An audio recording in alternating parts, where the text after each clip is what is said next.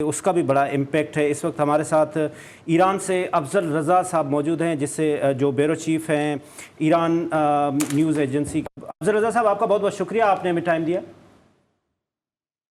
جی بسم اللہ الرحمن الرحیم، میں بھی آپ کا بہت شکریہ۔ سر جی، آپ سے میں یہ سوال رکھوں گا کہ اس وقت ایران کی کیا اسٹریٹجی ہے، بیکاز جو کچھ بھی یہ ہو رہا ہے اسرائیل کی طرف سے، اس کا ڈائریکٹلی یا انڈائریکٹلی جو نشانہ ہیں وہ تو ایران ہے، وہ چاہے سید حسن نصر اللہ صاحب کی کل کی شہادت ہو، یا اس سے پہلے جو انہوں نے ایران میں اندر اٹیک کیا، یا جو ایرانی آرمی کے جو چیف تھے ان کو کچھ عرصہ پہلے شہید کیا عراق میں، جو بھی کچھ ہے وہ اگینسٹ ایران ہو رہا ہے۔ ایران کی اس وقت کیا اسٹریٹجی ہے؟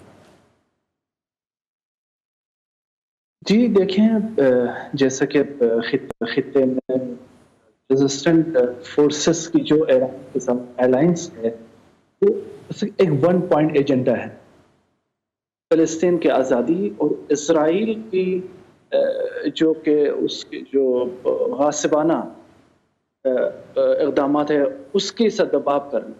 لیکن میں نہیں سمجھتا یہ صرف اب ایران کی ذمہ داری ہو۔ سید حسن نصر اللہ کی شہادت کے بعد اب یہ سوال اٹھتا ہے، وہی ہمارے جو اسلامی ممالک کے خطے میں ان کو اب آئی ڈونٹ تھنک سو کہ ہم پہلے یونائٹڈ نیشن کے اوپر دیکھتے جائیں، جب OIC کے ہم دیکھیں جو کہ غیر فعال ایک ادارہ بن گیا ہے، سوائے وربل اور اسٹیٹمنٹ کے سوا۔ اب غزہ کی جو جنگ ہے وہ 1 سال ہونے کو ہے، لیکن اب تک کوئی ایفیکٹو اقدامات غزہ کو بچانے فلسطینیوں کے خاطر۔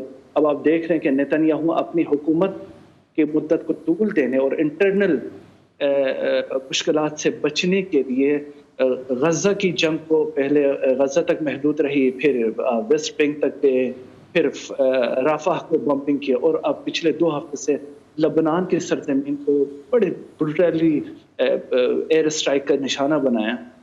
اب یہ سوال ہمیں دوسرے ممالک کا بھی کرنا چاہیے کہ کیوں ہمیں صرف یہی لگتا ہے کہ ایران کو بھی آگے آنا چاہیے۔ ڈیفینیٹلی حزب اللہ ایران کے بڑے اسٹرانگ ایلائی ہے، اور ایران کے سپریم لیڈر حضرت آیت اللہ خامنئی صاحب اور وزیر خارجہ عراقچی صاحب نے گزشتہ روز اپنے اسٹیٹمنٹ میں کلیئر کہا ہے کہ ان کو جنہوں نے یہ جرم اور یہ جنایت سرزد کی ہے ان کو تو جواب ملے گا۔ لیکن کیا خطے میں دیگر ممالک کی بھی ذمہ داری نہیں؟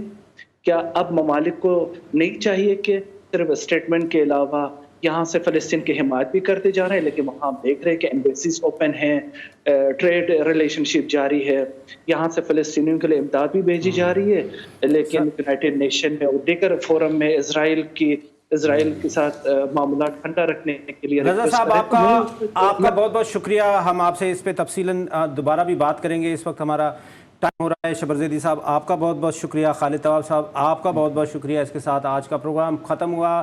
ہمارا آج کا اسپیشل پروگرام SIFC اور آرمی چیف صاحب کی جو انتھک محنت ہے، لیکن ضرورت اس بات کی ہے کہ ہمیں ہر بندے نے کنٹریبیوٹ کرنا ہے تو اس ملک نے ترقی کرنا ہے۔ خدا حافظ۔ پاکستان زندہ باد۔